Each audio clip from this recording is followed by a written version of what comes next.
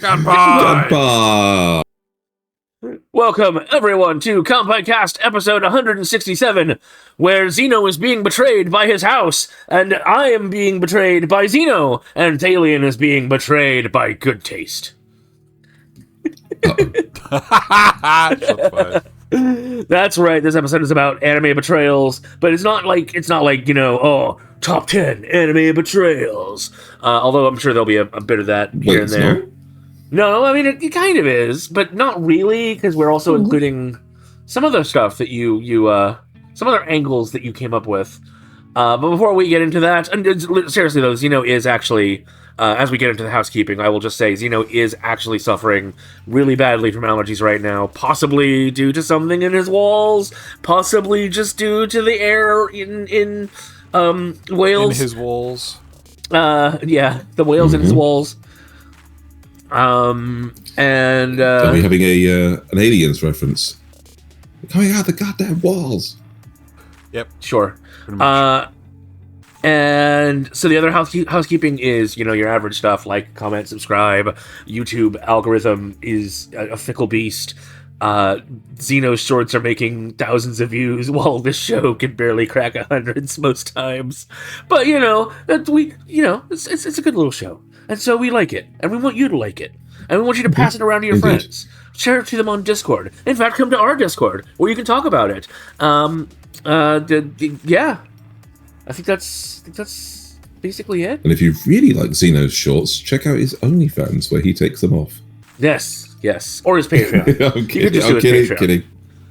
Or watch him stream on some weekdays on youtube.com/Xenogelion and twitch.tv/Xenogelion too. All right. We're not going to talk about my stream. That doesn't exist. Exactly. So, Thaylien, do you want to discuss the topic a little bit more, or shall we just jump right into it? Well, yeah. So this one is just a quick one, basically.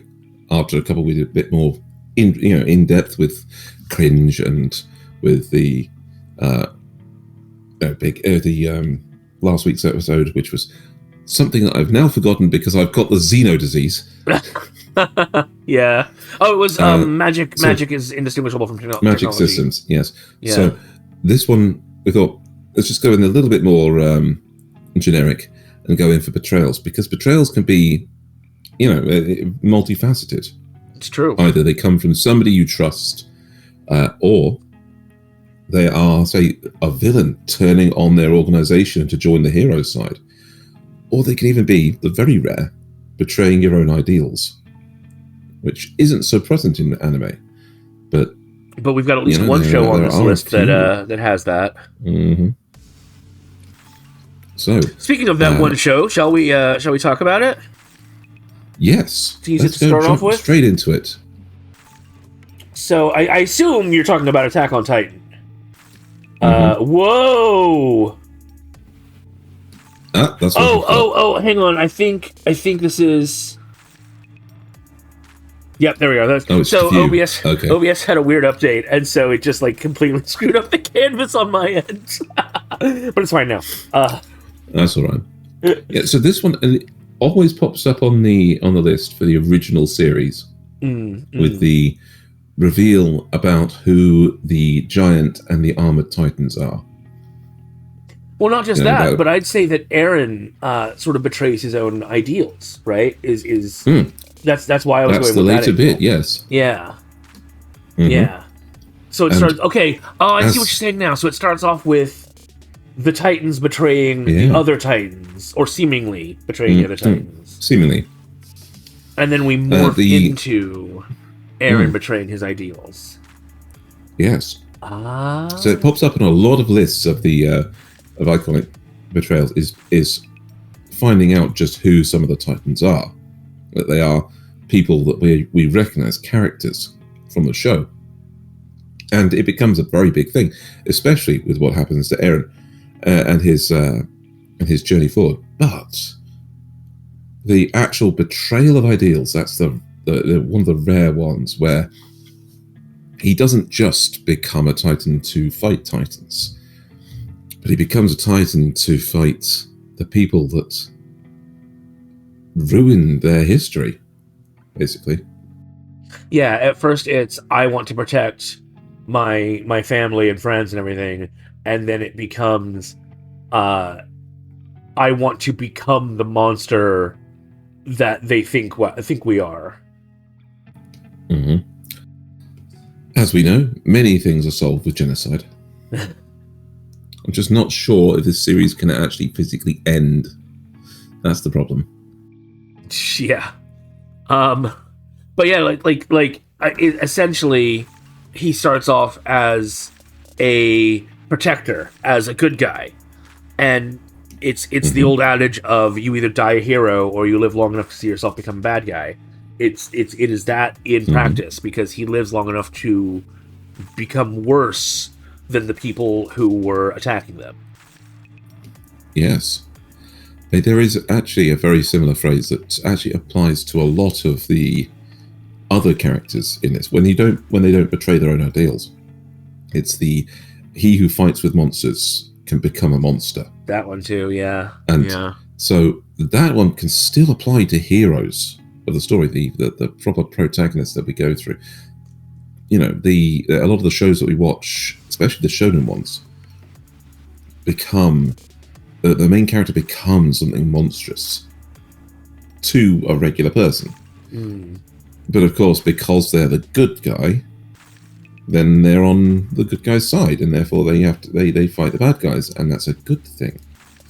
It's never really that the ordinary person wins. Like Leto the Second in Dune.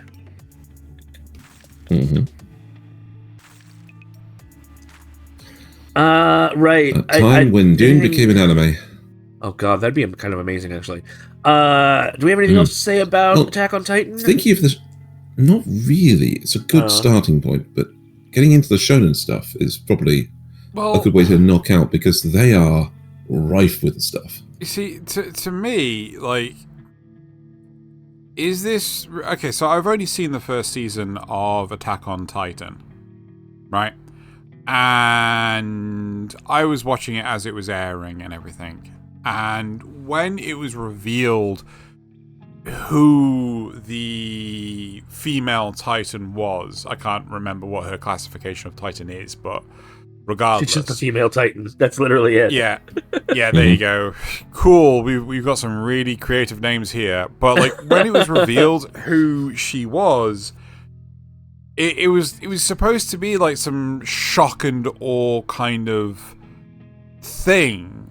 But like, I've got to say, like, I didn't remember the character at all. Like, she has zero impact on the entirety of the first season. And it's just like, oh no, she betrayed us. It's like, it's not like it's the sorry, I wanted to say the side wench. The you know, the female accompaniment to well, I was you know, for those who haven't seen it. But, you know, the female accompaniment to the main character, it's not like she was the one doing the betraying. It was just like, oh yeah, you see that random person that you had a class with like 5 years ago? Yeah, she betrayed you. Like, what? Who the fuck is that?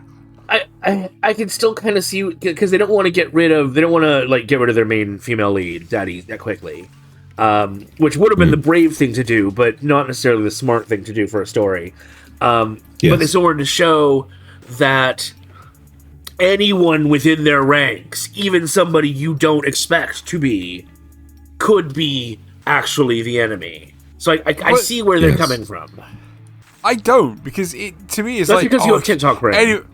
Anyone could be the enemy. No, that's not an excuse though, because like anyone could be the enemy. It's like, yeah, anyone that I don't know could be the enemy. Woo! Like, well, yeah, I appreciate it less than if it was, you know, the. And to be fair, they did actually do a couple of episodes of getting to know these characters. Yeah, and the reason they discovered the reason they were suspicious of the female Titan was because she used a combat defense move that mirrored this character. And the fact that we had that introduction to 17 episodes prior to the actual reveal. I genuinely forgot who the fuck she was until Loz pointed it out. He's like, oh yeah, no. Remember that thing that happened 4 months ago? Yeah, but if you didn't have TikTok brain, it would have been fine. Mm-hmm. I mean, if I binge watched the whole thing. To be fair, Loz did binge watch these it. days. To be fair, it's been so long ago that I didn't even really remember a lot of that either. So yeah. So, but I watched the episode, and I only watched it the once back when it came out. Yeah. But to be fair, like it left such a sour taste in my mouth the way it didn't end, and I was like, oh well, I do not care to watch seasons 2 and onwards now. Yeah. Yeah. Anyway. Right. So getting into more of the shonen stuff, I think things like Naruto, Bleach, and Dragon Ball Z, for example. Dragon Ball's a good. Yes. I want to ask, why did you put JoJo on here? Can we pivot to JoJo? I want to interrogate. Why did you put JoJo is technically shonen, so yeah, sure, why not? It's also shonen jump, but that's besides technically speaking, in the first season, in Phantom Blood, you've got Dio betraying Jonathan. Right. When? Because Dio never liked it. It's like he it's does not it a like lot. We were best friends. I killed your dog. And I'm like, no, but at least they sort of behaved like brothers for a while, even though there was resentment there. But it turned into flat out betrayal. Like, you can resent someone and still work with them and still be friends. But that was like 5 minutes of episode 2, my dude. Like, come on, you gotta justify this more. Why did you put JoJo? Well, I didn't put JoJo. This was the actual reverse thing of people betraying the villain to join the hero. Right. Where did I find you've got like... Yeah. So, in Stardust Crusaders, for example, which is what I taped on our little thing, is Kakyoin and Polnareff. They're introduced as the brainwashed servants of Dio. And after being freed from does control, that count as a betrayal, though? I don't think that does count. Clear their brainwashing? Yeah, because like literally they have these little organisms. They had no that choice in serving Dio. Yeah, they are literally being mind controlled. Like you can see on the screen right now, you've got old man Joseph one of the flesh buds. destroying one of the flesh buds, right? Like the thing that Dio used to mind control. I do sort of think Thaylien is right, though. Not about these two specifically, but about other characters who, once defeated, sort of give them information about Dio. I'm struggling to come up with actual examples because there are so many of them. But how about in Stone Ocean, FF, when Julian spares her life? Okay, I'll give you that one. There's a complete heel turn to join her side and protect her from harm from then on. Okay, I'll give you that one. Hold on, let me just quickly. I want to put some of the people in Golden Wind betray the boss to join Giorno. What? Okay. What is his name? The main guy with black hair who likes to lick people. Bucciarati. Yeah. Like, his whole plan was to betray the boss. And that's why he teams up with Giorno.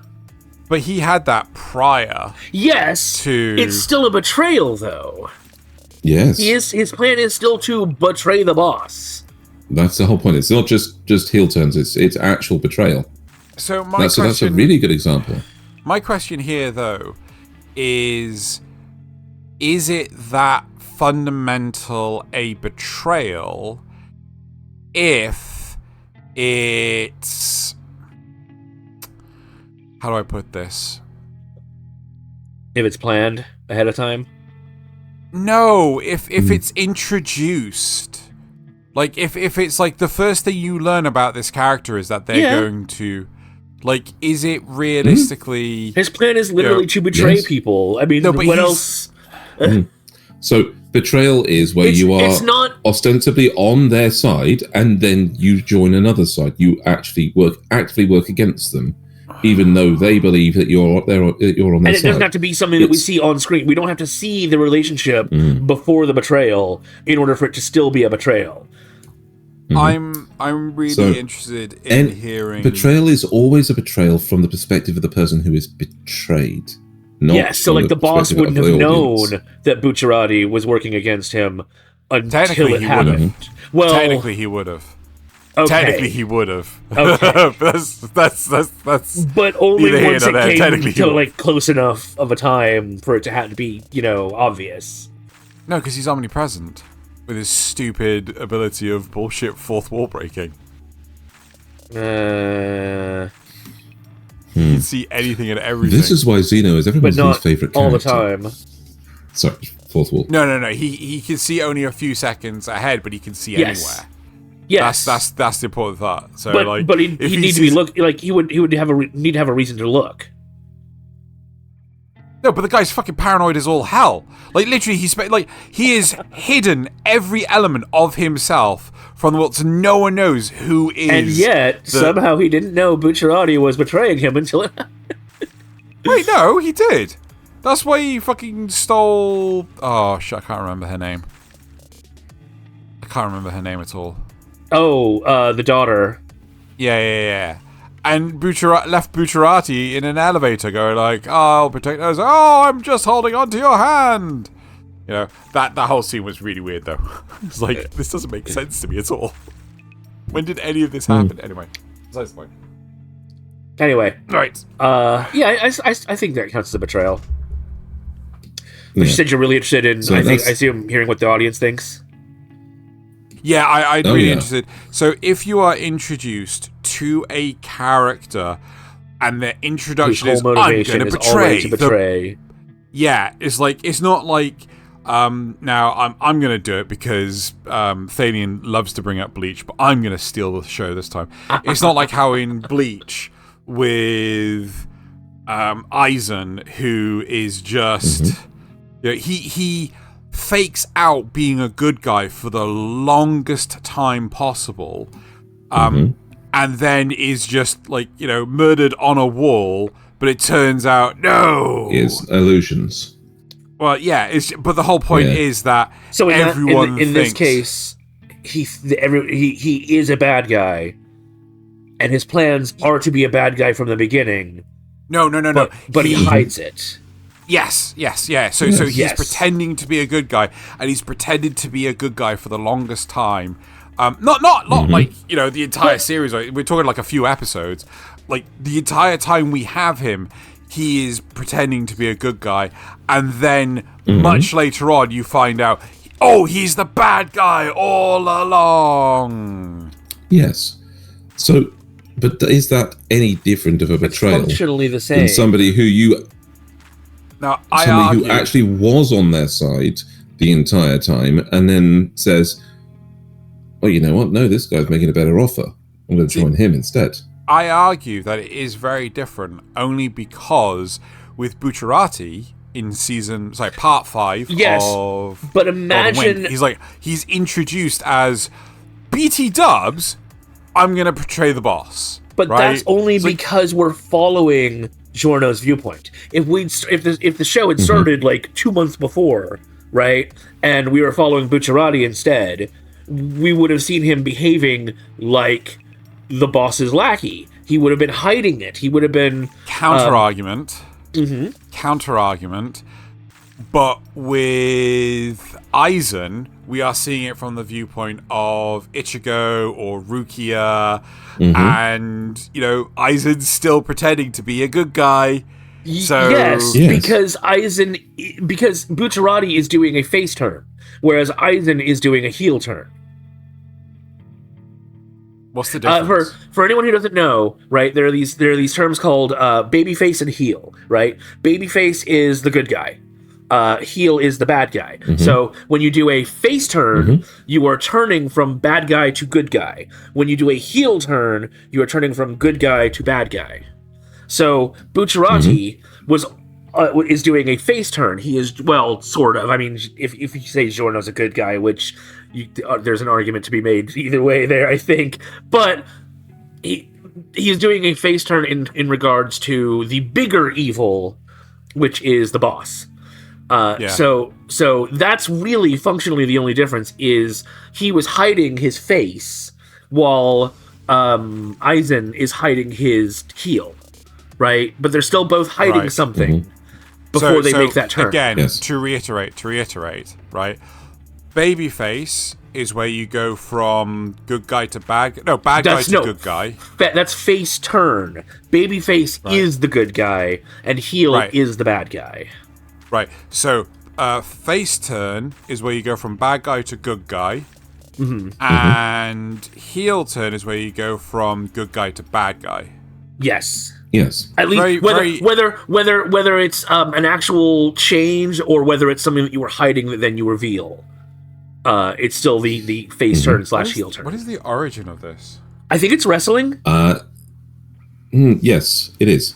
So, think of it as like left and right. If you make a left turn, you're now going left. So you make a heel turn, you are now a heel, a bad guy. Yeah, no. So, don't get me wrong. I understand exactly, but the terminology. Yeah. So I just.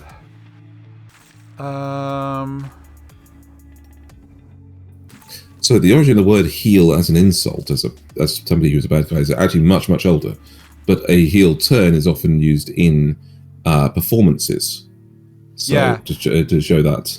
In professional wrestling, the terms babyface and heel refer to good guy and bad guy of a match, respectively. Yes. Yeah. Interesting. The heel is likely derived from the slang term that appeared around 1914, meaning contemptible person. Yes. Yes. Interesting. Yeah. So it's not just a movement in dance. You don't just make a heel turn when you're dancing. That's fair. But even so, I still feel that when it comes to Bucciarati, we didn't have a face turn. It was just like... Well, that's because we were... Sorry, what? That's because of how we were introduced to him. But the argument could still be made that he was working as a heel, even though he had babyface ideals running to the audience. Yeah. So to the audience and to the main characters, it was revealed. But to the people he was betraying, he still betrayed them. I mean, just to reiterate myself, I'd really love to hear what the audience think on this. Does it count if the face turn? The face turn is done prior, or the heel turn, either one, prior to the narrative point where you're introduced to the character. But the other side of this is you do get to see Bucciarati's past much later on in the series, which I think actually goes in your favor of why you're saying this betrayal is a thing. But you see how he is he is anti-drugs and everything. So in his territory as a capo for the mob, or the mafia, he's like, no drugs in my territory, the end. If I find out you're dealing drugs in my territory, you're not coming back. So he clearly has face tendencies. Yeah. Sort of the same way JoJo does, really, but they're not anti-heroes, but what is the right term? They're good guys, but they're willing to do it with evil meat. Giorno wants to become the boss so that he can make criminals act with honor, right? I'm not entirely sure, but to clarify, anti-hero is where you do good things, but you for bad reasons. No, not for bad reasons. It's just by any means. So you will kill people. So he could still be seen as an anti-hero then. Yeah. Mm-hmm. Yeah. Yes. Yeah. So right. Go on then. Where'd you want to go now? So Xeno stole Bleach from me because that's Aizen. But that's funny enough. It's one of the few that's actually in that show. If you look at Dragonball Z, but there are so many face turns. So many face turns. So many villains turn into heroes across the entirety of the Z thing. Z or Dragon Ball? No, Dragon Ball Z. Dragon Ball Z. Because you get Vegeta, you get 18. You get Majin Buu. Yeah. Anyone else?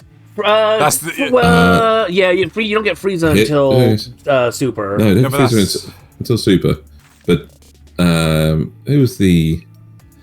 In the Trunks timeline, a lot of the Red Ribbon Army supporters are on his side because they have to fight against the androids. That's not Dragon Ball Z. It's like the movie, if that. Awesome. Who else? Paikon, who is Goku's specific thing in the other world, is his rival in the other world. Actually joins him and is even brought back in Super, isn't he? Wait. The only stuff I remember with Paikon, sorry, like, this is probably riveting to no one, but the only stuff I remember with Paikon was, like, that one tournament towards the end of the whole series. Yeah. When he's in the other one, so they did send him out together to compare strength. They wanted to do something before the other world tournament where they worked together. And Paikon was a bit of an asshole. Oh, to be honest. Don't some of the Ginyu Force even kind of become redeemed in the afterlife? Yes, I swear that's a thing. In Z? No. I think you're thinking about the Abridged Man. Maybe. No. I swear we see them in the afterlife, and they're like, oh yeah, we were kind of evil, weren't we? You know, sort of thing. I must be hallucinating that. Yeah. No, I think they do cut to them occasionally for comedy relief. I think. Can I in what the adaptation called the Home for Infinite Losers?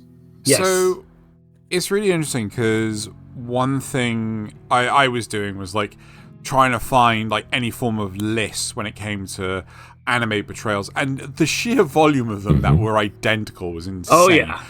But one of them put down Frieza. And it's just like, so I don't see how Frieza. If you count Z, I'm still talking. Super. I'm still talking. Too bad. I'm still talking. Sorry, are you trying to talk? I am. Right. So this is my betrayal. But what about now?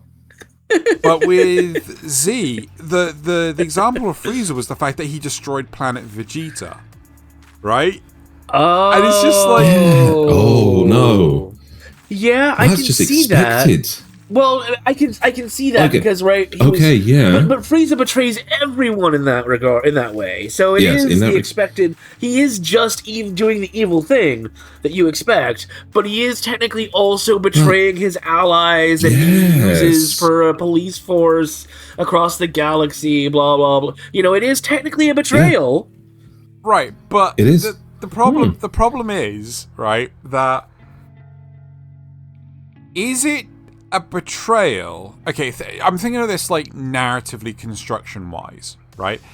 Is it a betrayal if you're told about the events like 100, 200 episodes before the character's even introduced? Right? Because Raditz, I think it's Raditz, either Raditz or Vegeta or Nappa, one of the three of them, turned around and told Goku that they are the Our last planet was destroyed. Saiyans. You know, and it was destroyed by someone much more powerful than them. And you later learn it was Frieza that did it, right? But it's like, is it really? I would say it is still a betrayal. It's just a historical betrayal. Yeah, I would say that all the people on Planet Vegeta were very much feeling betrayed. Yeah, apart from Bardock. Yeah, no, he was feeling very betrayed as well. But he was also feeling really, really angry. But I'm just wondering. He saw the future. He saw it coming. Yes, you can see the future. But it's still I've seen that abridged movie. Yes, you're quite right. I can see the future. But no, that's why he was so angry, was because of that betrayal that Frieza was planning. So I think it still is one. But it's just not an active betrayal. It's a betrayal that happened however long ago. Exactly. See, to me personally, right, there is zero... Actually, maybe this is similar to Bucciarati, right? There is zero shock and awe. I think betrayals, to me personally, are best betrayed with shock and awe. Like, I can't believe that happened. Oh, yeah, no, that's presentation of the betrayal. It doesn't change the fact that whether it is or isn't one. So I think I had like this subconscious mindset that it doesn't really count. A betrayal needs to be active. yeah, it needs to be. And I'm thinking to myself, like, no, a betrayal doesn't need to be active, right? It just needs to be sort of like the act, right? And though no, I'm like, it can be the past. Yeah. So yeah. Okay, just slight slip into real life from that. Yeah. Reading a lot of the drama stories as I do. Yeah. One of the key bits of advice that's always given to somebody who has discovered a cheating partner, right, of somebody else. So they want to tell this other person about their cheating partner. The important thing is that it may have happened in the past. It may have happened. Yeah, let's decades say ago, you have a girlfriend or a wife, and she cheated on you a decade ago, and hasn't done it since. Yes. But you will only find out about it now. Is that still a betrayal? You are. Yes, and it's happening for the person you're telling. It's happening for them now. All the because they're finding out about it now. Yes. Yeah, because it is the shock and awe factor, isn't it? Like, I mean. So isn't finding out that Frieza is actually the one who, before it was just somebody did it. Now you know who exactly did it.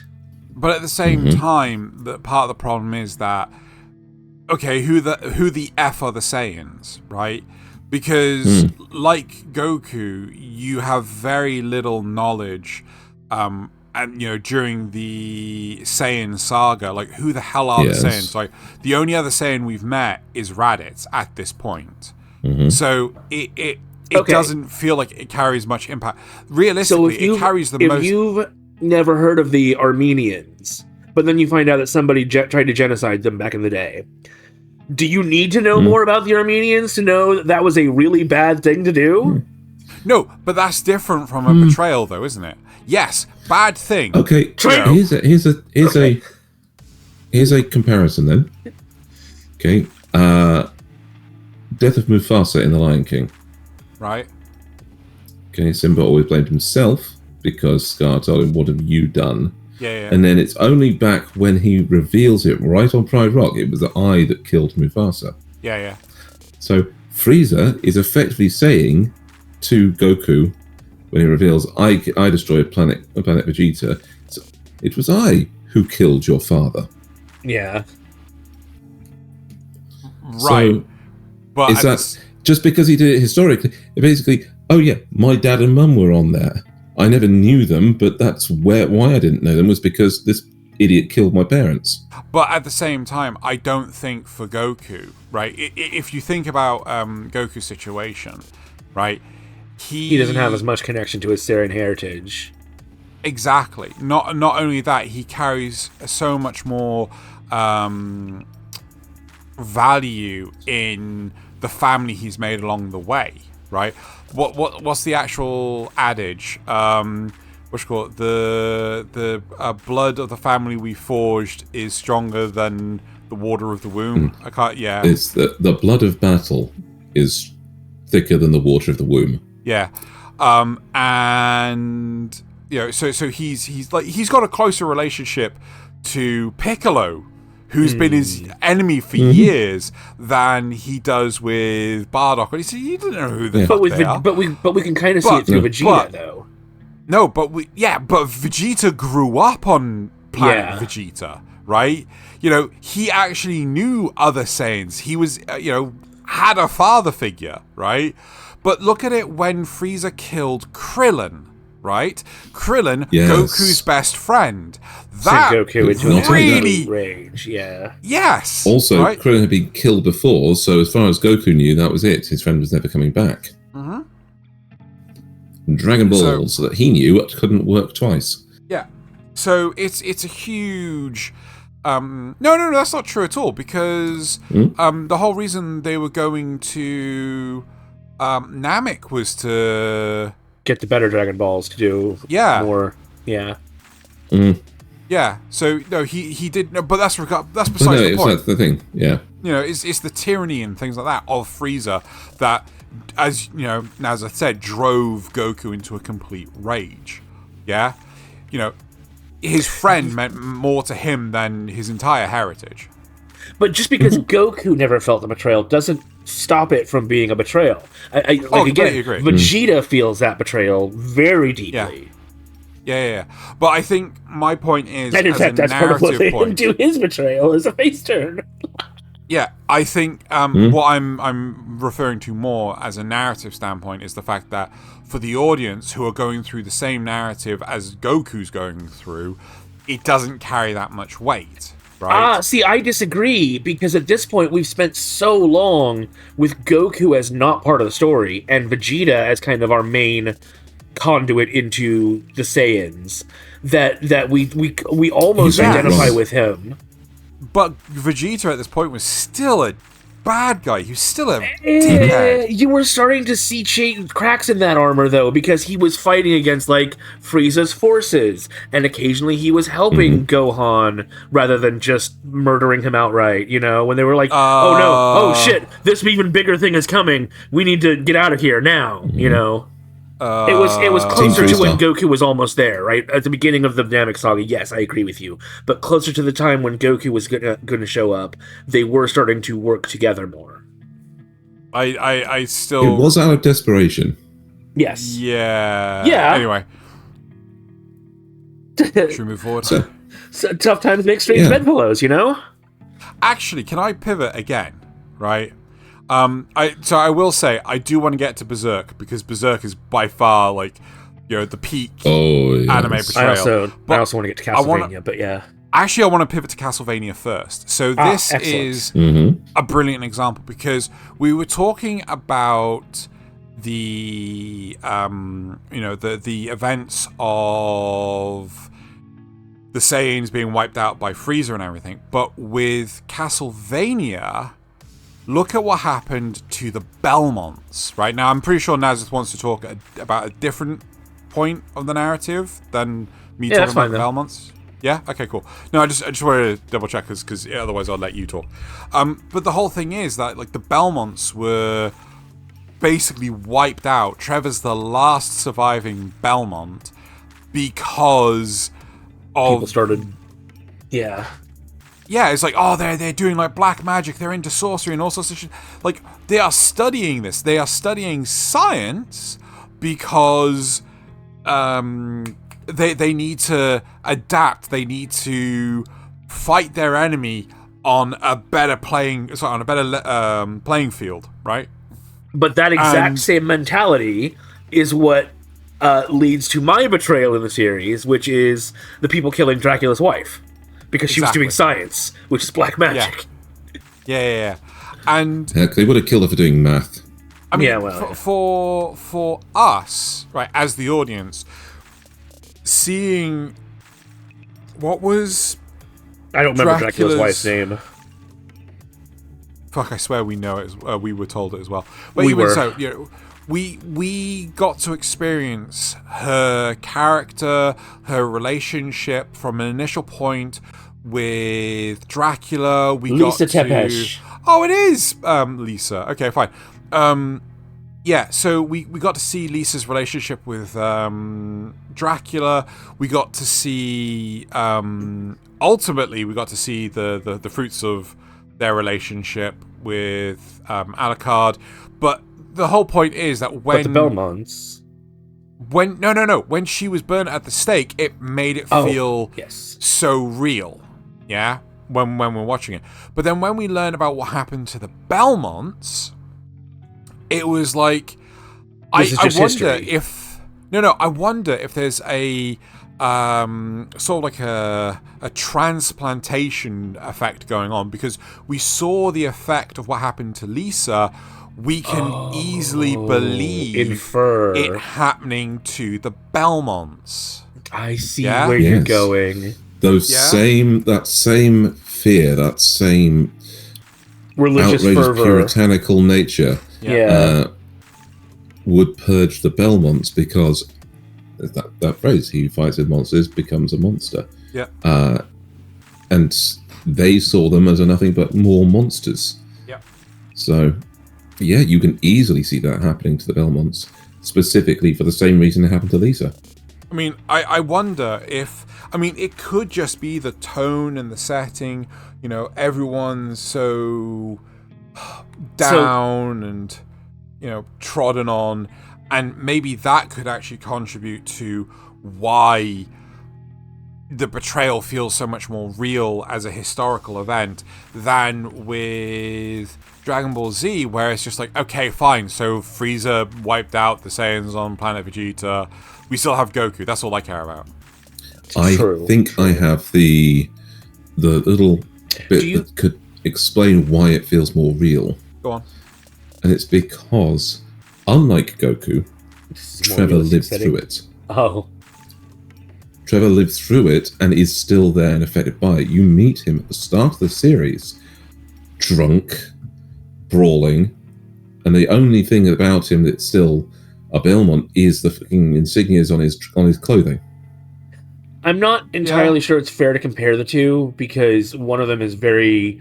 It's made for kids, it's very simplistic in its morals, whereas this one is much more complex and... yes.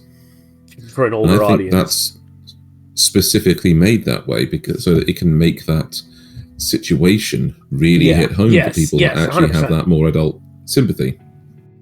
So Zeno, do you think if we hadn't seen Lisa's death and everything, then the Belmont revelations would have hit less for you? I don't know. I mean, it's really hard to tell. Hard to make that hypothetical. Yeah, a part of me feels like yes. It's like, okay, this is a paving stone towards the road that is Trevor, but with seeing Lisa burnt at the stake, it feels more like okay, we have a solid foundation to, you know, who Trevor is. Yeah, right. It's order iteration. I think it didn't even need to technically be Lisa. It could have been any sympathetic character burned at the stake for in this particular kind of thing. As its relationship to the Belmonts specifically, if we had seen any sympathetic, what if instead of being told about it, we'd been shown in a flashback what happened to the Belmonts? I think that's again, you can get more on board with it if that's the case. Okay. Yeah. I'm trying to find the name of the priest. Oh God. From the actor, because hold on, let me just try and find... it's Matt Frewer, I think. Who? Matt Frewer. Hold on. Matt. Yeah, I love Matt Frewer. He's one of my favorite actors. He did an absolute banger of a job. He's not actually who I thought he was. But as soon as I see his picture, I'm like, oh yeah, no, that's definitely. Yep. I thought it was actually the guy that played Barkley from TNG, but. Yeah, no, Matt Frewer is the Frewer, the bishop. Frewer, yes. Yeah, sorry. Yeah. He was just he was the perfect. He's one of those underrated B actors, kind of like Brad Dourif, who was the crazy Betazoid in Voyager, right? The serial killer Betazoid. Oh yeah. They're both such underrated actors who can do crazy characters like that. Yeah. I'll also say that what was his name? Lawrence Fishburne? No. Arabia? No. Crap. Lawrence Riddick? Lawrence Reddick? He passed away not so long ago. Fuck, what's his name? Lance Reddick? Lance Reddick! There you go. Yeah. I think that's right. Yeah. Lance Reddick. Absolutely fucking incredible. And it's like, you know, I'm really sad that he's gone. But he was absolutely amazing as not only voice talent, but as an actor as well. Anyone that hasn't seen John Wick, you should go watch John Wick. Lance was incredible in that, and also Vox Machina, again, absolutely fantastic in that. He doesn't appear until season 2, but absolutely insane. So the reason I picked this one was because of Dracula's wife, right? And it was essentially that she was helping the townspeople with her medicine and science and everything, and then they betrayed her anyway, and that's sort of the impetus for the whole story that we see. I do actually want to put a further thing on this. Oh yeah, because of the betrayal of ideals. Sorry. Thalien's popping for me. Is he popping for you, Nasuth? Right, one sec. Oh yeah, a little bit, yeah.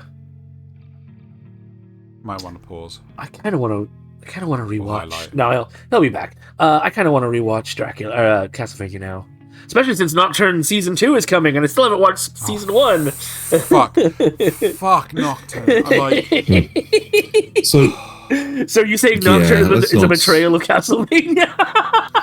Yes, we can. We can say that Nocturne is a betrayal of Castlevania. But I would say that the other betrayal in Castlevania is Dracula. Dracula himself betraying Lisa's ideals. Oh, sure. Because of his depression and sadness. Because it's an understandable facing him. Betrayal. But it is. It's an understandable betrayal because in her, so it was the strongest lines in that confrontation were, in her name, they all deserve to die. And then, but that's not what she would have countered wanted. by, in her name, I will stop you. From Alucard. Yeah. And it's just that incredible realization that what killed Dracula in the end was realizing that he'd even betrayed his son.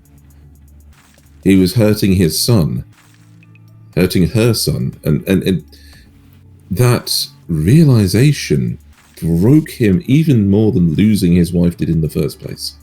Yep.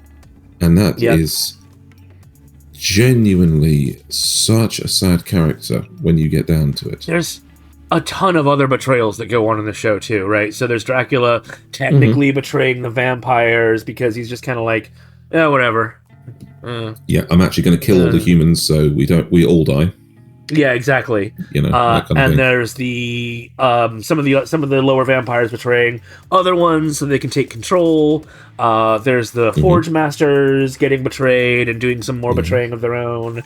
There's this show is full of way more betrayal than, or way better betrayal, way better played out betrayal than Game of Thrones. Oh yeah.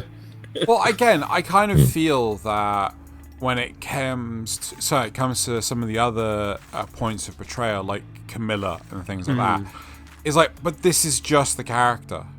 It's expected. It's expected betrayal, but it's still betrayal. And that's why I think when it's expected, like with Frieza and with Bucciarati, right? And I am counting Bucciarati in this. It kind of like, is this betrayal? Here's your sudden but inevitable betrayal. I mean, like, for me, I'm struggling I was a lot. waiting to play that one out with you, Nasuth. What? Yes. Here's your sudden but inevitable betrayal. This is a good land. We shall thrive here and rule over it and call it this land. I prefer to call it your grave. Oh, curse your sudden but inevitable betrayal. Now die. Ah, mine is an evil laugh. Ah, oh, God, no. Yep. Is that a Simpsons reference? No, it's Firefly reference. Oh! It's the first time we watch. Yeah. Yes, sorry, yes. I was like, oh, God, yeah. I was like, hold on, I know this. Anyway, but... it's been used in a lot of stuff. I feel that with, again, all these characters, because it is sort of like from the offset of who this character is, it makes it like harder to accept because, like, well, it's not really a betrayal. I think that's the problem. As an audience member... No. This is the problem for me. I think it's a case of, because as an audience member, I can see the betrayal coming from a mile away. I'm... For whatever reason, when it comes to this, and specifically this betrayals, right, I cannot readily put myself in the shoes of the protagonists, and it's just feels I'm so disjointed from it. You're looking for like a betrayal of the character's ideals that plays out in a betrayal of the or your perceived ideals of the character. They wouldn't betray their compatriots, but they did. No, I think I've got the key here. Xeno can't help metagaming. Yeah, essentially. For lack that's what it is.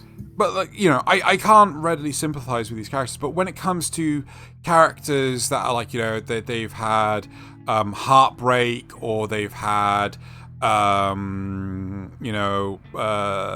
Aizen, when it's just like, I thought you were a good guy and now all of a sudden you're a bad guy, or what have you. It's just like that. But when you know they're manipulative, it's just like, okay. Oh, I kind of want to jump now to Berserk, unless anyone wants to talk about anything else. Well, I do think that we should. We kind of danced around it for a long time now, and we definitely need to talk about it. Sure. Yes, I do want to pick up on a couple of little ones. I put in Black Lagoon specifically because that's how we start the show. I kind of get where you're coming from. It's the corporation that he works for betraying Rock that leaves him there in Ruanapur. Just completely ruined his entire life at that point. I kind of get where you're coming from, but I kind of feel that I think if it was me, was it 20 years ago when this came out, I would have had, like, yes, I would agree with you. But I think me now, too cynical, knowing that corporations are out to... Not quite 20 years. What is it? 2005? 2008, it looks like on the thing there. I just checked the... Really? I thought it had been earlier. Thing on the thing. I thought it was earlier than that, but yeah, it looked like 8. I could be wrong. But, hold on, let me bring it up. But regardless, I think the whole point is that me now is just because I've experienced so much corporate backstabbery. It's just like, yeah, I kind of expect it. Par for the course. Yeah, exactly. Yeah. Again, Xeno just can't stop metagaming. Yeah. Well, and that's fair enough, because I mean, how do you turn off 2006 your experiences like that? When you're a kid, everything is new and surprising and everything. But once you're at a certain age, you're like, oh yes, I know, I've seen this anime before. I'm wise beyond my years. Do you really think people would just do that? Go on the internet and lie? Yes. Compared to now, where you're literally the ones telling... Living in a post-truth world. Less confident people. Yeah, no. Sorry. No, just do not believe it. Verify your sources. Everything's a lie until you verify it. It's all a meme. It's all performance. It's, So, on a minor tangent, right? My last job, we had a contractor who was doing some work for us, and they were only contracted for a single month. And if they were good enough, we would renew the contract for longer. And we ended up and then dickhead boss turned around and turned to the contractor and said, yeah, we're going to extend your contract by another 3 months. It was like all good and everything. And then that boss basically ran away with a client and so on and so forth. But turns out he didn't renew the contractor's contract for 3 months. He only renewed it for 1 month, right? And the contractor didn't read the contract properly and didn't notice the termination date being only 1 month later. And it was just like, for fuck's sake. And this is the sort of shit that I've got way too much experience with. And, when luckily that contractor did get another extension afterwards, but I turned to them and said, like, and what did we learn? Yep, read the contract properly. Yep. You know, but yeah, so I think part of the problem is that, you know, when you've experienced too much of this, you can't turn it off. It's always there in the back of your head, and you can't disconnect it. But that doesn't stop it from being a betrayal. It just stops it from being a hidden betrayal. Oh, and yeah.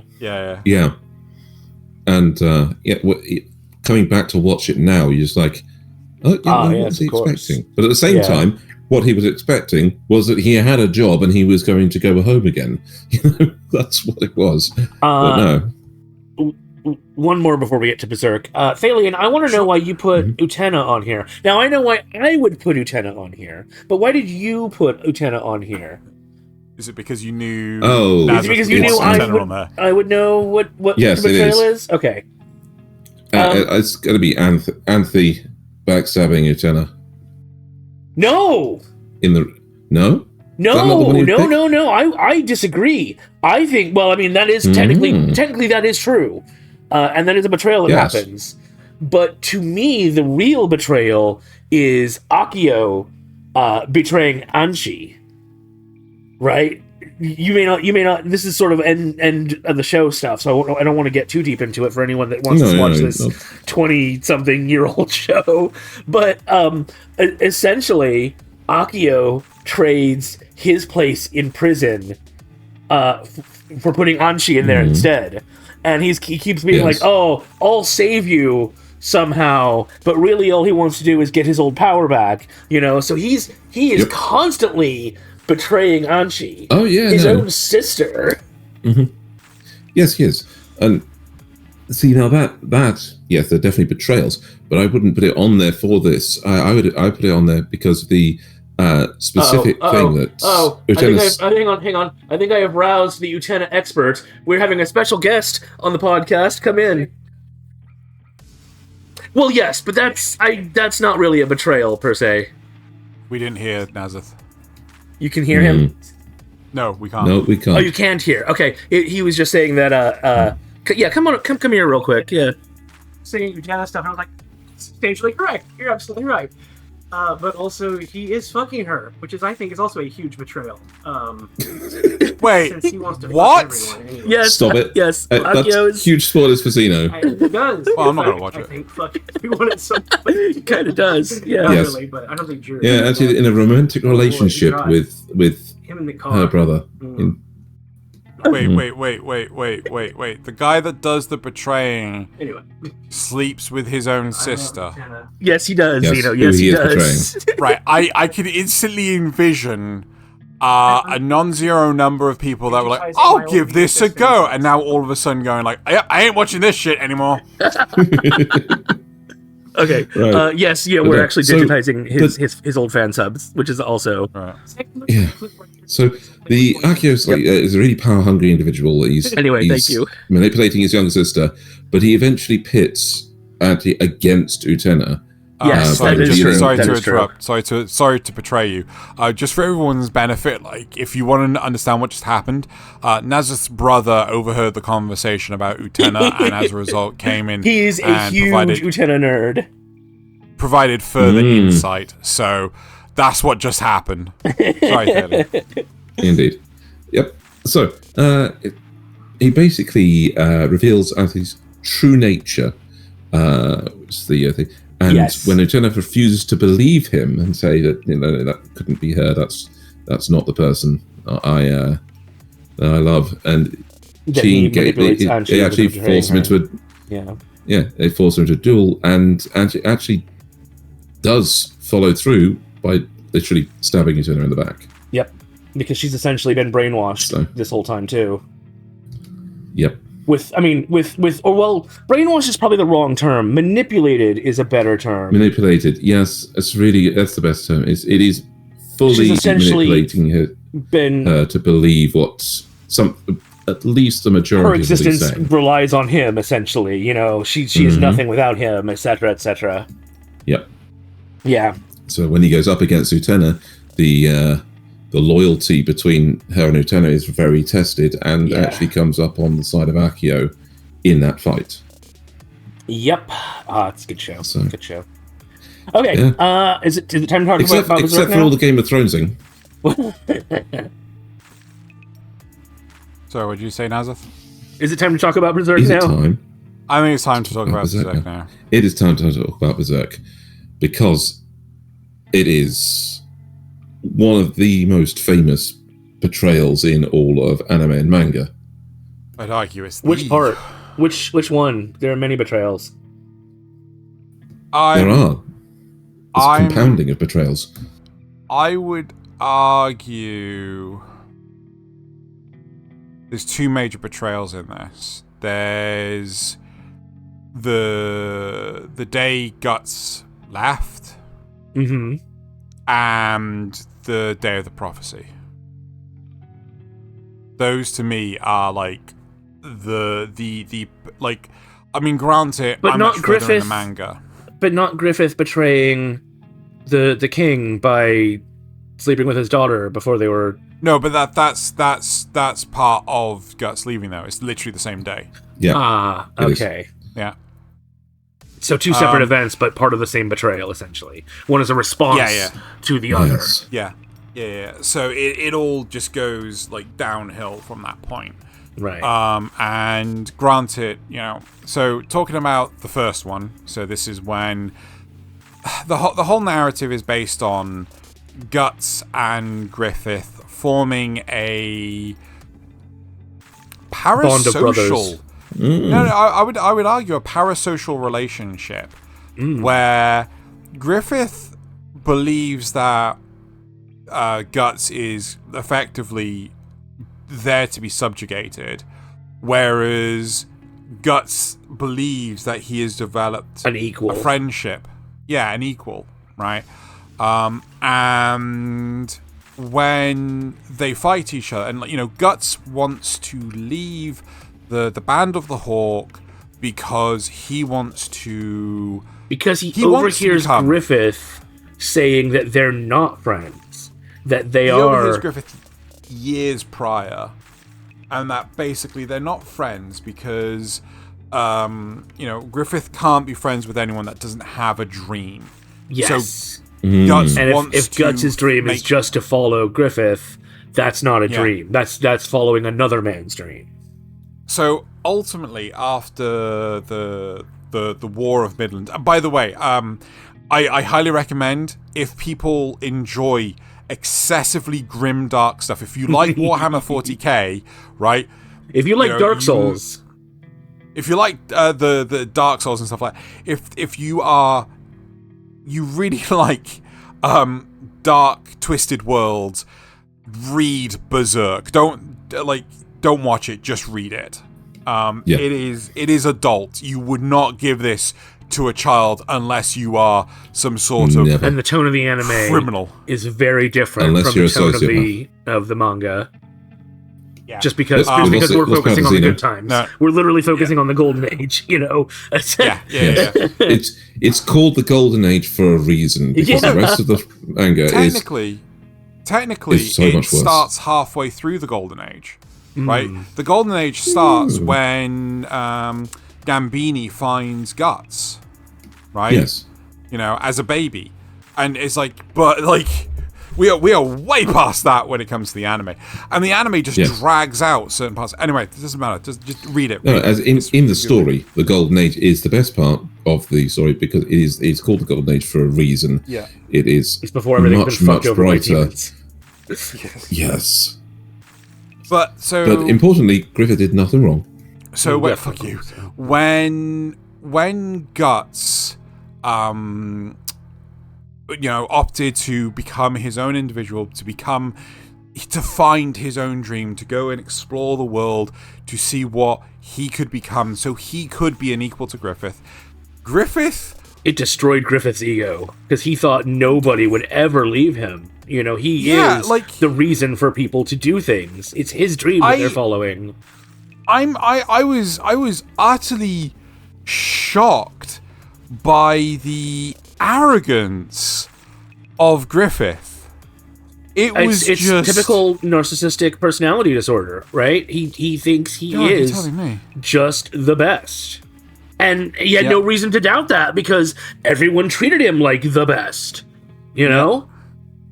He climbed up from nothing to essentially the point of I'm gonna marry a princess and become royalty, you know? Yep. It's easy to understand why he was a narcissist, but he was still a narcissist. Yes. Yeah. Sorry, give me 2 seconds. Running out of hard drive space, so I had to delete some stuff. Yeah, but so when Guts ultimately defeats Griffith, and Griffith is just broken, disheveled, and everything like that. He makes the biggest blunder of his career, and effectively gets himself super arrested. He gets imprisoned, never to see the light of day, and he gets tortured. Guantanamo Bay'd. Yeah, he was. Yeah. So literally has like ligaments cut and things like that. It's very, very dark. Yeah, it is. Yeah, the king wants to make the rest of his life a living hell, and make it last as long as possible too. Yeah. So this is I think what ultimately makes the day of the prophecy so much worse. So effectively, the Band of the Hawk are being hunted down because of what Griffith ultimately does. They then are Guts rescued returns. they're then rescued by Guts. They then form a unit to then go and rescue Griffith and then just get out. They SEAL of Team 6 him the country. out of there. Yeah. They then they then are aiming to get out of the country. Right. They are chased down by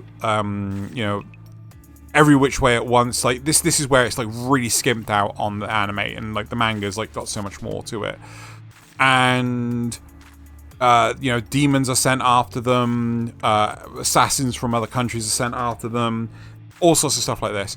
But then ultimately, when the prophecy happens, the God Hand appear, and they offer him the opportunity to ascend to gain all the power he's ever wanted for one little price.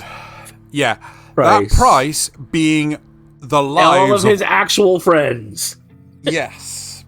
Right? Well, not that he would actually consider them his friends in this case. It's not all of them, right? It's just the ones that went to go rescue him. Well, yes, so but there's the SEAL Team 6, and then there's the band that basically are waiting for them to escape.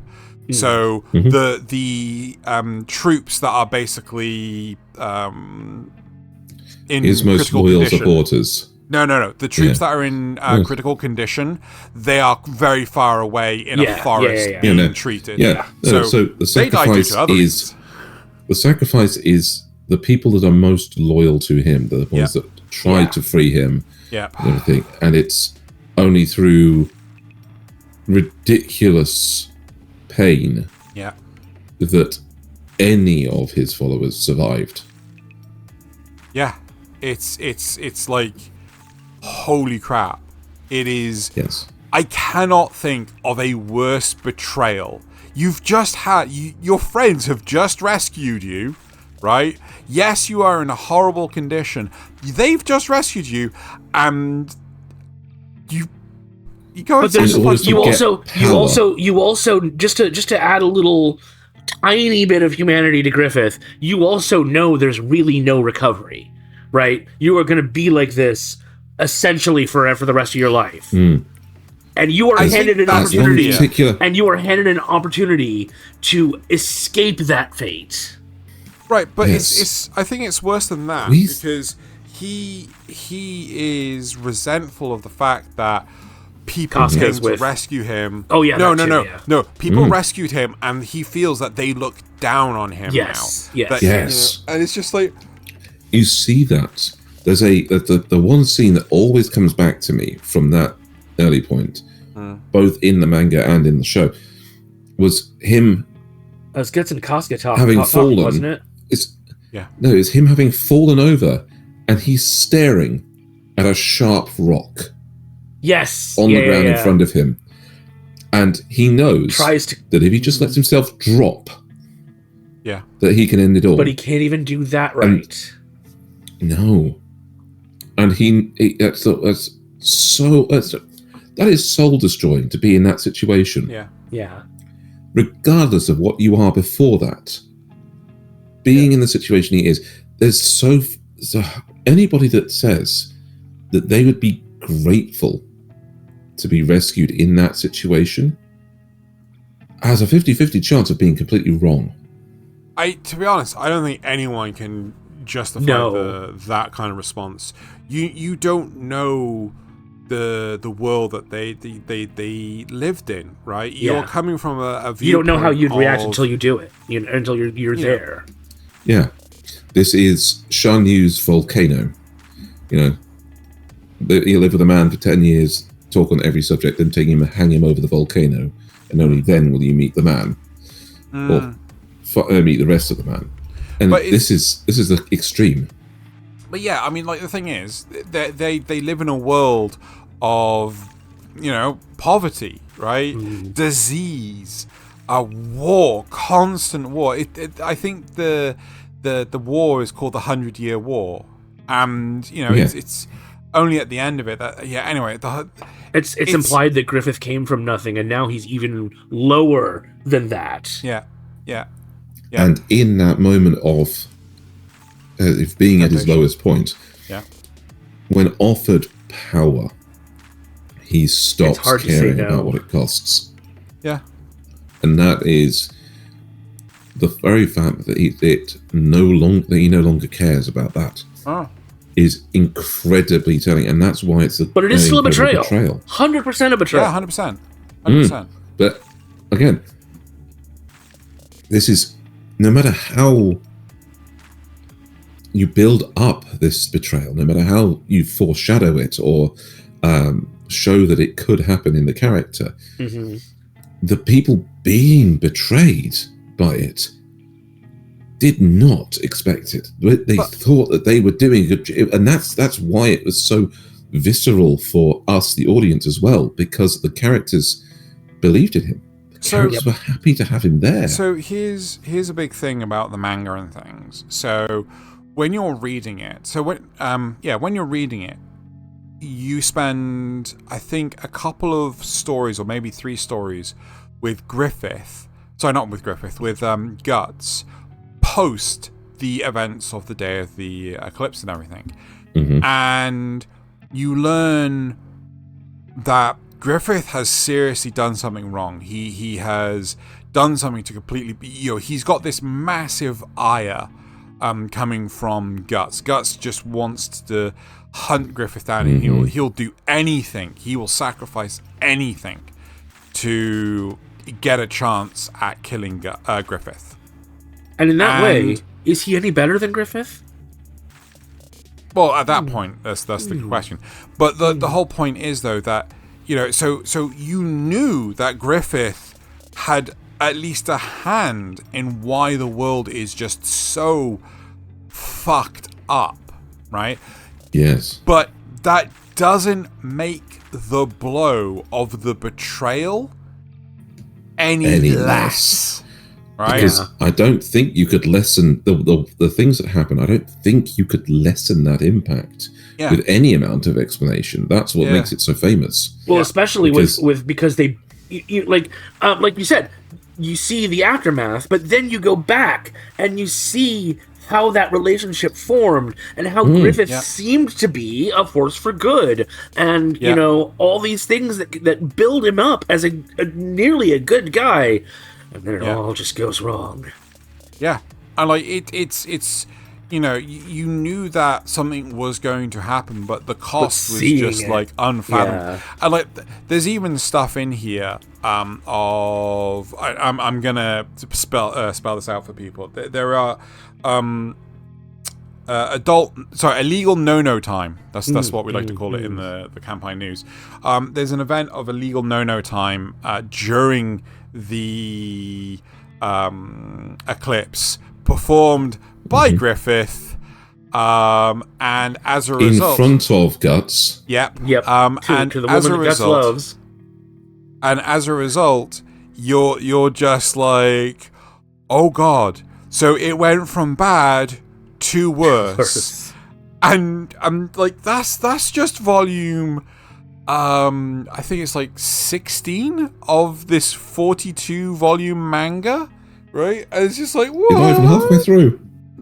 Yeah. You've got the rest of it where he's actually then living the life after that, Afterwards, and And he having does that that conflict because he between the resents rage Guts so much for both leaving him and rescuing him. and for yeah. yes, and for having found love with Casca. For finding his own dream. Oh, God. This show is almost Shakespearean in its epicness. Well, how often do I say Everyone Game ends of up Thrones? dead on the stage. How often do I say Game of Thrones wishes Exactly. it was Berserk, right? Every anime character wishes they were the Black Swordsman, Literally. To the point of like, except for Goku. yeah, true. Like, I mean, like, how? There's only one Black Swordsman, and that's Guts from Berserk, right? Anyone else is like, everyone keeps saying, "Oh no, Kirito is the Black Swordsman." No, fuck off, Sword Art Online. You don't got shit on this. Oh, they released the abridged episode 18 just the other day. So Yeah, I saw. that's something you should go watch. Yeah. Mm-hmm. I will go watch that immediately after this. I haven't caught up on that bit, so I'm like on episode 16 anyway. Anyway, So. right. Is there anything else we want to touch upon? Yeah, a little bit. I'd briefly like to touch on Bang Bravern, since that's the other one I put in here. Yes, that's the one you brought in. Go on. This is another case of where the enemy betrays their own side. Yeah. Because in this one, you've got the first of the aliens to appear is named Superbia. Yeah, And- Superdia. And literally, the moment he loses to Bravern, he starts like contemplating his life and like, something's wrong here. And he literally ends up starting to work with the good guys because they show him a power that he never understood before. Literally the power of friendship. And he's like, whoa, hang on. This is actually pretty cool. I like this. You guys are great. You know, it's such a...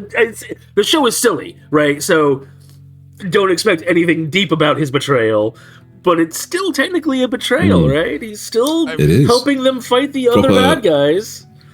Proper face turn on it. Yep. It really relies heavily on tokusatsu tropes. Oh yeah, 100%. Yes. 100%. Yeah. In fact, didn't we find out that this used to be a tokusatsu show? I wouldn't be surprised, but I think the anime is like leagues better. Oh yeah. Anime's great. I wouldn't mind a season 2, but I don't think we'll ever get one. Agreed. Anything else? Well, let's see. There's a couple of the other ones we brought in, like Koki's, which would be when Valletta kills Kaname in there Who in the specifically. Okay, so let's see if I got this right. Valletta is Geass? a nightmare frame pilot in the Britannian military, and she's taking down the resistance in the Holy Britannian Empire.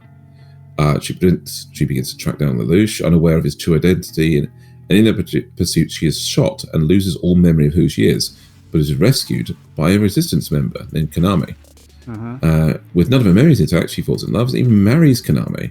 However, during another attack, her memories return, and she quickly realizes the type of people her husband is affiliated with and goes against everything she stands for.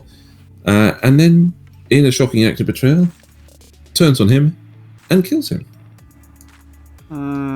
So it's a case of she would have killed him anyway, but it's the fact that they went through the whole arc of her being on his being actually falling in love with him when she didn't have the memories of being on opposing sides.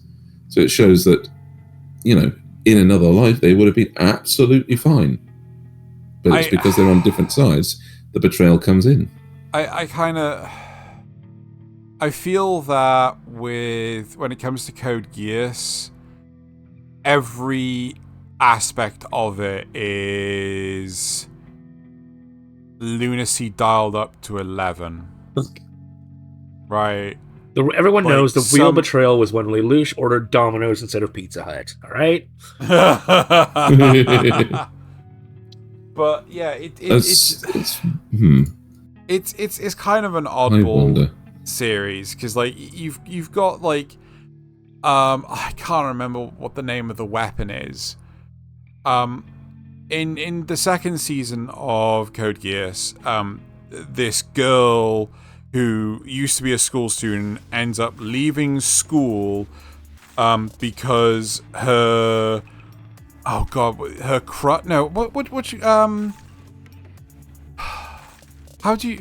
would you describe a parasocial crush? It's basically she was in love with a Unrequited princess. love? Well, I mean, they never interacted with each other. Like she was in love with a princess. Unrequited love with somebody she hasn't met. Yeah. Would be parasocial, basically. Yeah. So basically, she had this parasocial unrequited love, and they ended up dying. Right? She ends up creating like a nuclear warhead, and then gets really sad when they use it. And it's just like, what the fuck do you think was going to happen? You were in wartime. You thought they were just going to fucking like, of course they're going to fucking use it. Yeah, that's true. So, if you want a show that's all about betrayal, though, something you can't even really distinguish anything from it, one thing from the other, is Count of Monte Cristo. Oh, yeah.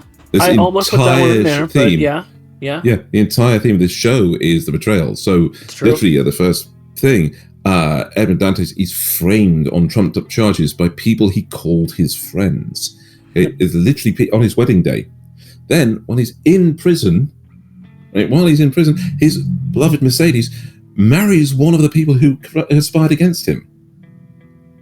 Okay, the entire thing is JoJo Part 1 takes a lot from returning this. from the... yeah, I would say so.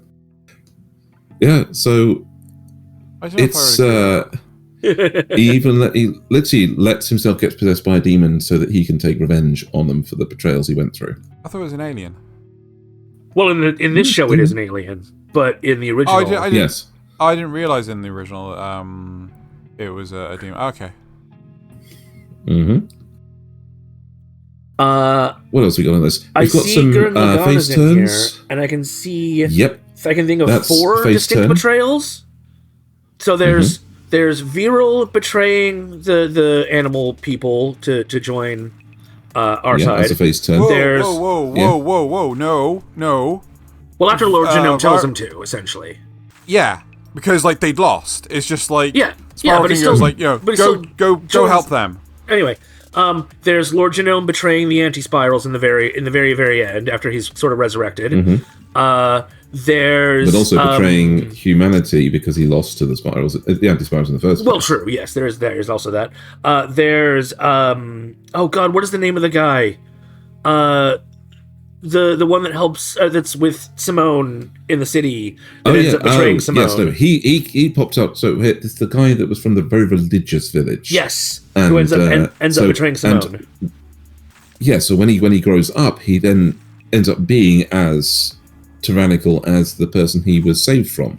Yes, trying to stop Simone from doing things. He thinks he's doing the right thing, but he still betrays Simone. Lagann.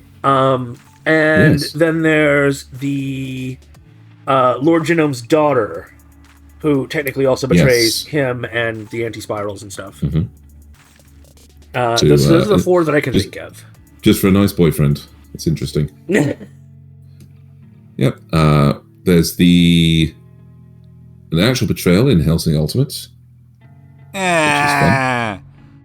Like, I imagine it's so much better in the manga. In the Hellsing Ultimate series, it was just like... it just kind of happened. Feels, yeah. I don't know, it feels like in Hellsing Ultimate, they skipped a lot of content. Yeah, it seems like they did, yes. But, okay, when there's the justified betrayal, which I quite liked. When Bishop Maxwell decided to declare himself the new god of people. He went too far. He went absolutely beyond the bounds of what he should. And Anderson, as an enforcer of the church, was forced to basically put him down because he became a mad dog on that thing. And that, it doesn't change how Maxwell felt about it being a betrayal of him.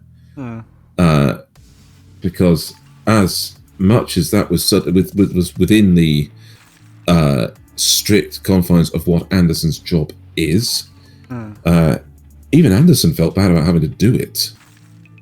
You know, having to take out the person that he'd basically seen rise up to this position from a child. It's a remarkable shift in tone with that particular scene. I just feel like this is going to be something that's better portrayed in the manga, because it just felt like the last episode or two of Hellsing Ultimate was just rushed. Like, it was just like there was no proper explanation for Walter in the slightest. It's just like, oh yeah, I did the thing. What? Yeah. What was your motivation? I don't. Je ne sais non comprends pas. And one more face turn for us, just Kill to before we. Kill. Is it student council Satsuki. president turning against her mother? Yes, it is. Yeah. Satsuki turning on her mum and joining the good guys to face off against her once it's revealed. What is her name? Kiryu? Quite how bad of a bad guy she is. Kiryu was either the daughter or the mother. I can't remember. Kiryu and Satsuki. Yes. Yeah. They all they're shouting at Matoru Ryoko. It's the one line they really shout. I don't know about this betrayal, because to me it just felt extremely foreshadowed. Because like, I remember watching this with one of my uni mates, and we're just like, "Do you reckon they're sisters?" And I was like, "Yeah, I reckon they're sisters." Yeah, it makes sense that they're sisters. It's just like, you know, this is Studio Trigger. We got to dial this up to 11. Yeah. Let's make them sisters. You know, absolutely. But at the same time, for the mother, she wasn't expecting it. No, that's true. That is true. She was even expecting. Wait, no, I thought she was. I thought she was expecting it. It's just like, haha, daughter, I knew all along you were trying to build a military against me. I'm a genius. Because she honestly expected her power to have them, like, bring them back into the fold. That if she told them to do something, then they would do it regardless of how they felt. I suppose. So, either way. Yeah. Cool. I think it's time for conclusions. Yeah. Yes. I think what we've discovered is that a betrayal that is unexpected hits harder. Much harder. But an expected betrayal can still be interesting. Yeah. An anticipated betrayal, as long as you don't know what's involved, can really hit hard. Especially when you've already seen some of the results of it, like we did with Berserk. But in Berserk, you get to see it play out. Yeah, the important part is that the characters in question genuinely have to not be expecting it. Because for betrayal to work, it has to come from somebody you trust. Yes. Otherwise, it's just a change of mind. Yeah. I feel that the other side of it is that taking a lot of inspiration from Castlevania, Show Don't Tell can also exemplify multiple instances if you just show one. Just showing one also helps solidify the rest. Context. Because now you can reference it's essentially that in the audience's mind. Yeah. Yeah. Betrayals can be interesting in anime for sure. And multifaceted. And even a betrayal of your own ideals can make for a very fun story. I think I would also argue a terrible one. Yeah, for sure. I think I would also argue that the more realistic the betrayal, then the more the audience can sort of empathize with it and feel what the characters are going through. As Even opposed to if something like Frieza who destroys a planet. It's like, okay, that's so far out of my experience that I can't... Okay. I don't... Yes. Even if the situation is right out of it, I feel that as long as the betrayal itself is personal enough that you can relate to it, it's terrible. I don't think Zeno? that's necessarily the case. I think it just has to be elaborated on enough. Not just a case of like... So, for example, if we had... after the events of like the Saiyan saga, where, Goku beats Vegeta and all that sort of stuff, before they go to Namek, they then pivot the narrative and give backstory to either Vegeta or Bardock or things like that, and then sort of like introduce Frieza that way. I think that would have been a better sign of betrayal than BT Dubs, he did this thing we're going to talk about in a movie several years down the line. So we'd actually gotten to see the Saiyans working for Frieza and being his trusted allies, or being told that they're his trusted allies. Yeah. I know it's a bad thing, but, like, I know certain events of human history are very bad, but I need more evidence. I need more, and that's okay. Perfect example. That's why the World Peace Museum in Hiroshima was so amazing, right? Because it personalized more context. Yes. That's it. That's fair. All right. I think that's Indeed. That's it for the topic. Shall we move on to Zeno's favorite portion, the support questions, where we don't bully him at all? Anyway, right, so moving on to the supporter questions, to which, if you're on my patron or Nasuth's patron or a patron, no, one of those two, you can jump into my Discord. Maybe we should move the Patreon questions to the Kanpai Cast Discord. We should probably do that. Then you can submit your own questions that way. And all the finances go to the editor, otherwise known as Nasuth. Not for this show, but for another show. Yeah, well, I mean, it's my patron, so... anyway, right, so... Zrugel asks, did you enjoy this episode? Well, here is a quick, easy, and surefire way to let us know. Hit that like button and leave a comment for us down below. I'd require your comments. I need them. He needs them. Right, Zrugel also asks, would you rather have spaghetti for hair or baguettes for arms? Spaghetti for hair. Then I'd actually have some. Yes. Elbows and spaghetti for hair as well. Elbows and hands are optional. You see, the problem is the spaghetti is the spaghetti dry or I mean, well, not dry, but does it have a sauce on it? Or does it have no sauce on it? Because you could cut it. Like, even if it's uncooked, even if it's just like uncooked, it's just like sticks upward. You can just cut it off. I could replace my hair with spaghetti like this. Yeah, I like you just cut it off, right? And then you cook it, and then you look like Bart Simpson, right? But if it comes with sauce, right? You're mid doing whatever the hell you're doing. I'm feeling a bit peckish, and just eat on the end of your hair. Like, if I eat my fucking forearm off, my hand's gonna fall off, isn't it? You'd never be able to. Yeah. Like, all your clothing would be perpetually stained by sauce dripping off your hair, though. It'd be like the greasiest hair ever from some basement dweller. That's why I would invest in being a VTuber. So, fair point. Yeah. Right. What about you, Nasuth? What would you go for? I don't know, man. That's difficult. See, I've already got scarf arms, so I guess baguettes for arms wouldn't be that strange for me. I would say that, just to the point, if you had baguettes for arms, you would have to speak in a French accent. Oh, I have no problem with that. Would you have to do an Italian accent for spaghetti? No. Okay.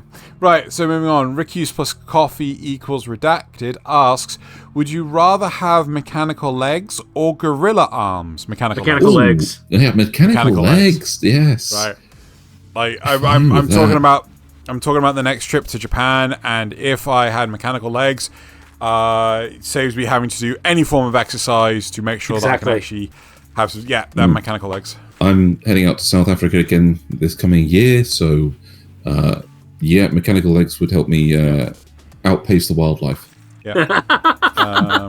I mean, there is a small problem with mechanical legs, is the fact that you'd have to maintain them for all sorts of climates and things. But yes. Anyway, Nasuth Uday Scarf Arms asks, would you rather be a healthcare CEO or Subaru? Is that ReZero Subaru? Yes, that is ReZero Subaru. I'd rather be ReZero Subaru than. I'd rather be a healthcare CEO because I can actually change policies as a healthcare CEO. Can you though? Because aren't these organizations so big? They're emboldened by their board. Not emboldened. They're restricted by their board. But I could at least make I could at least make the attempt. Whereas if I'm Subaru, then I have to put up with the situations he goes through, and I would have to be shorter because I'd be Japanese. I mean, would you rather die once or die over and over and over again? I'm just gonna say Echidna. Anyway. Right. Comments from the cast. So YouTube seems to have hit our comments section. Oh no! I should have taken that out. That shouldn't be there. Never mind. Okay, so ignoring that part. Right. So first of all, the comments from the news. Zrugel says, "Where is Xeno? His background. It looks so familiar. I googled the image and yeah. R.I.P. for the non-alive stories. That is true. Yeah. I didn't know about.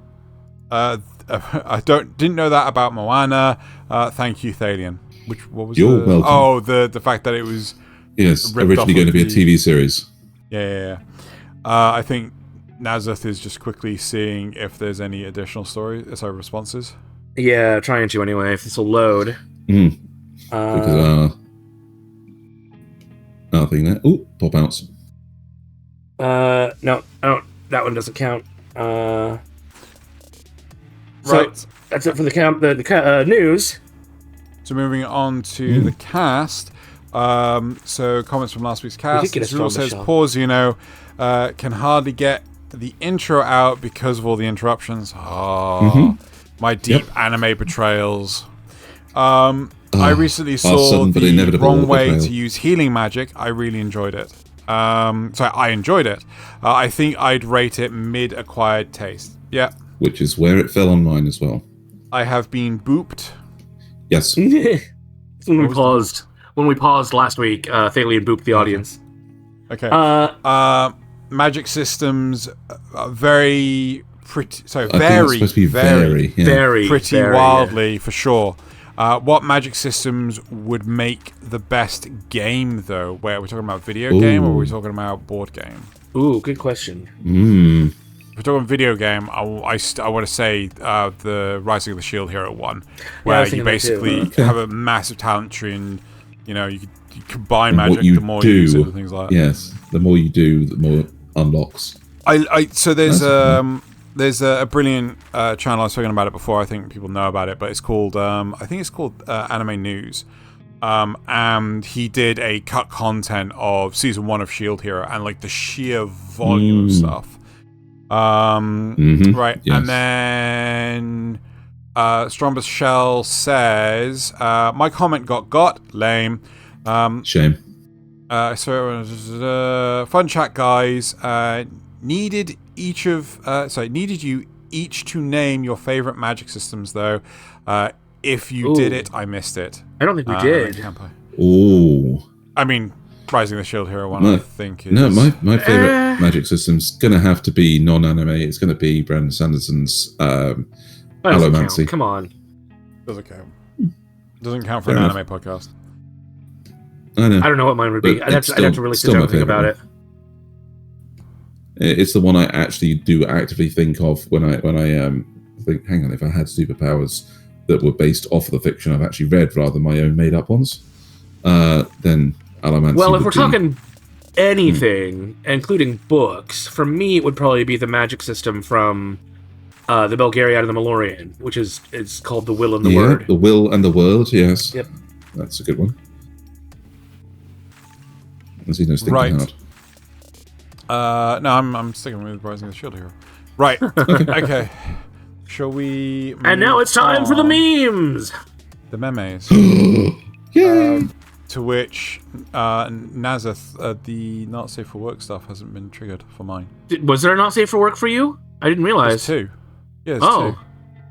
I didn't look at the. You didn't look at the doc, did you? I didn't look at the dog. I also didn't loop Thaylien, so we'll see if that works. So yours is 3 and 4. Cool. Outrageous. Right. Yeah. So memes. Everyone loves the memes. We personally take up give you 6 per week. Most of them are taken from Reddit. Not all of them, but most of them are taken from Reddit, and we archive them on our website because goodness knows Reddit doesn't like to keep them around.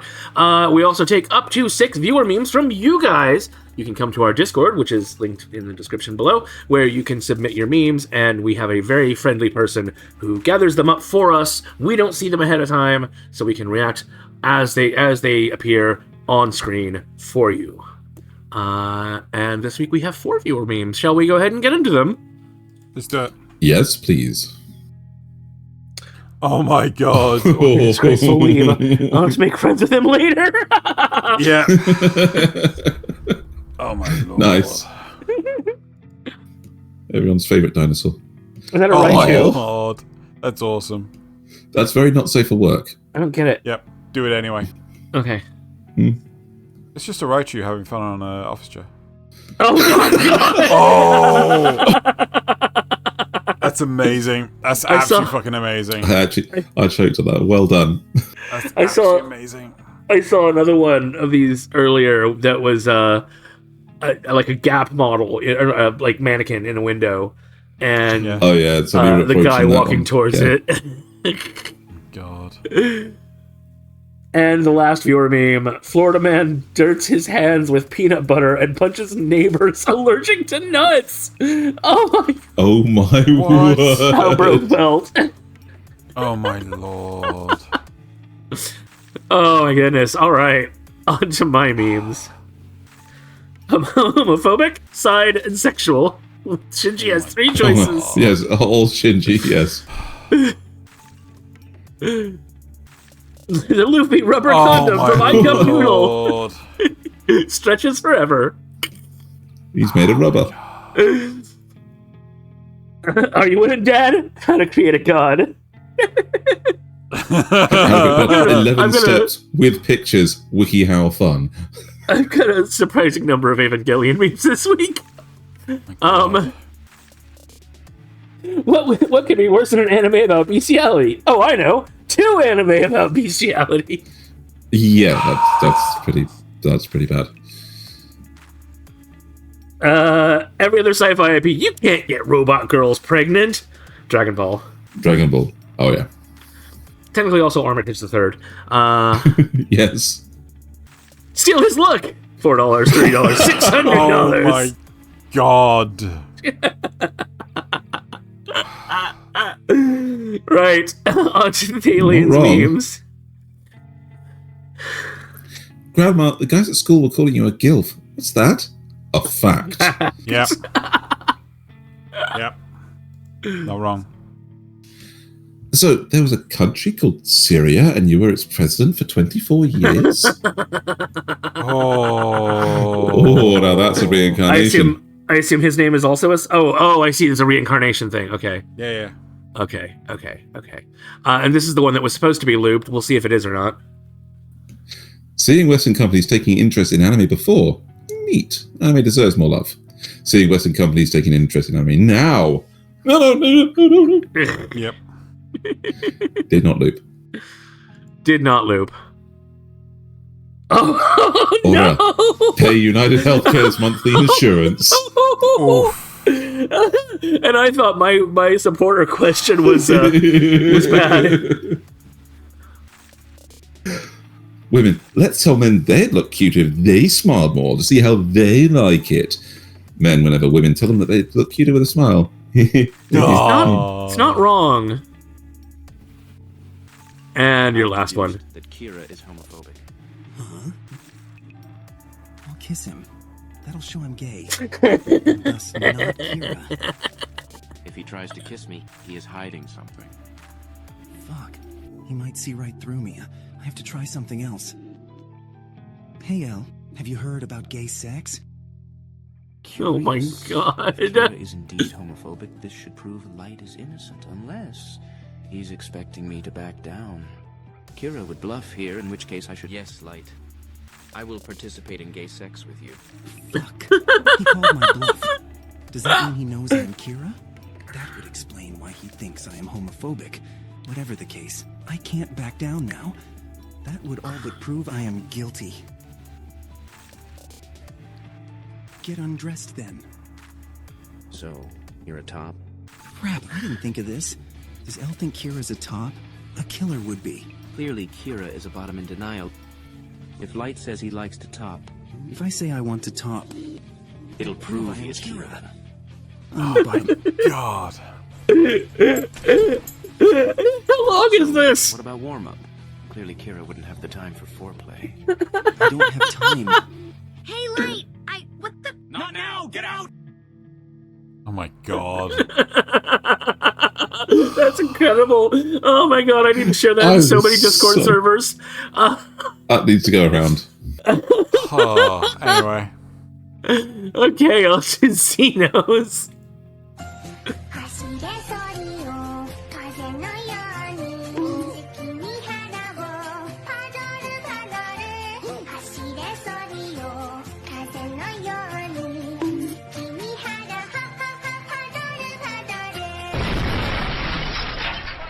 Merry Christmas. Yeah, I think if I worked it out correctly, this is the last episode before Christmas. Yep. Shoot, I should have uploaded more Christmas memes then. Yeah. Oh well. I wish I'd known. Explosion! And then Kazuma.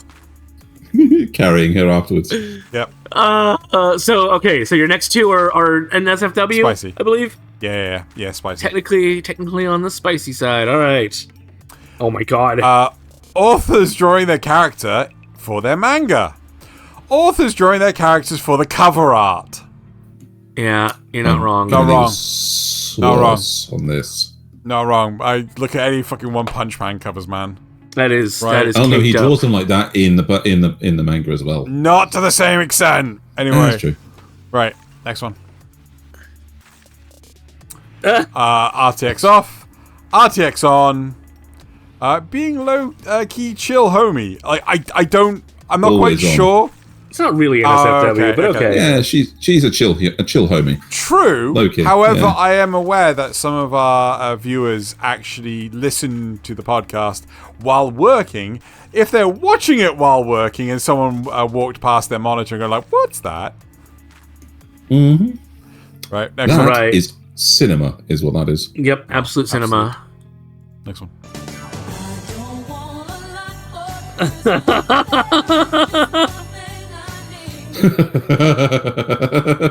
Cute. And then Just needs his balls. I can play the Evangelion game too. Oh my god! Oh my god! No! No!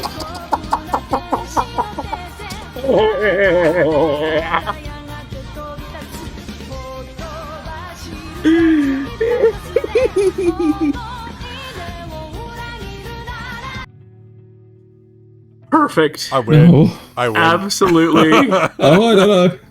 Oh my god, I don't know if you win. It but, is a very close. It's a very close between that and gay Kira. That one. The gay Kira, like, don't get me wrong, the gay Kira one was hilarious, but it went on too long. Anyway. Yeah, but Right. but it went on just long enough to become really funny again. Like it was like, okay, this is going on a little too long. I suppose. Okay, now Anyway. we hit peak. Okay, right. That is it for this week's episode. So, time for outro. Thank you all for watching and or listening. And now it's time to bottoms up and Kanpai. Ah. I'm already out. It's time to get more.